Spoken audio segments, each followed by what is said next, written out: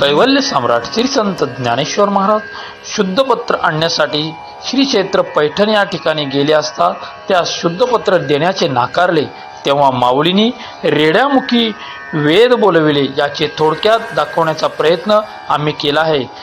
श्री गणेशाय नमः। यस्य वाक्यं सरश्रियातेनोच्यते सा देवताजरक्षरपरिमाणं तच्छन्दः। सर्वारिष्टशान्त्यर्थे शान्तिपाठजपे विनियोगः। हरिः ॐ। आनो भद्राः क्रतवो यन्तु विषवतो दब्धासो अपरीतास उद्भिदाः। देवानो यथा सदमिदवृधे असन्नप्रायुवो रक्षितारो दिवे दिवे।